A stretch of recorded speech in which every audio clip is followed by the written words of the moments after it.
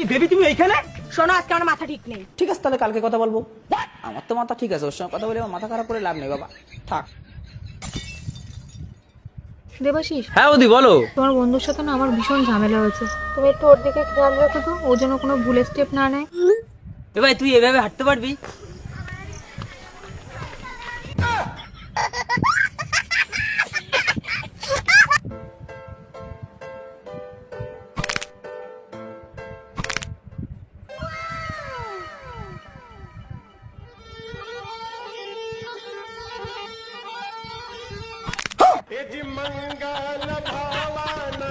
আগেরবার মতো ডিম আবার কড়াইতে ফাটায়ও না, গ্লাসে ফাটায়ও।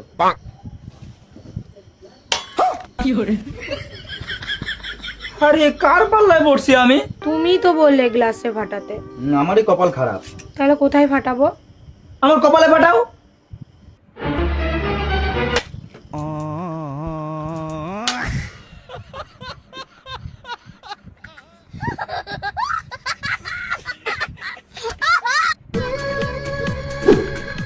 কি করে?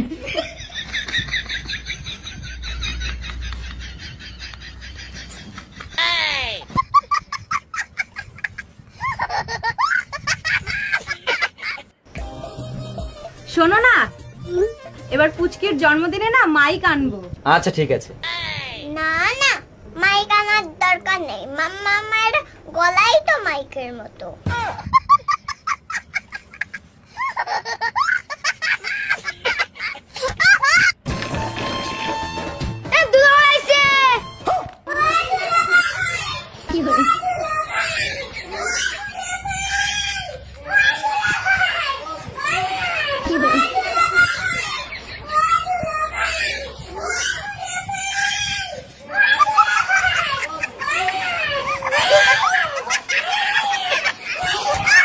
আমি না তোমাকে লাইক করি। আমিও না তোমাকে কমেন্ট করি। তুই শালা সারা জীবন সিঙ্গেলই থাকবি। যা যা, তুইও সারা জীবন সিঙ্গেলই থাকবি। তোমাদের যখন টাকা পয়সার দরকার ছিল তখন আমি তোমাদের পাশে দাঁড়িয়েছি, এখন আমার দুর্দিনে তোমরা যদি পাশে না দাঁড়াও তাহলে কে দাঁড়াবে? কিন্তু ম্যাডাম আপনি তো আমাদের ভিক্ষা হিসেবে দিয়েছিলেন। তাতে কি হয়েছে, ভিক্ষা হিসেবে অন্তত 1,00,000 টাকা দাও। টাক দিতে হবে না, আজকে আমার দুঃখের দিনে কেউ পাশে থাকলো না, এই জন্য মানুষের কখনো উপকার করতে নেই। রে ভাই তোর কাঁধে কি হয়েছে? কাঁধে সংসারের দায়িত্ব পড়ে গেছে।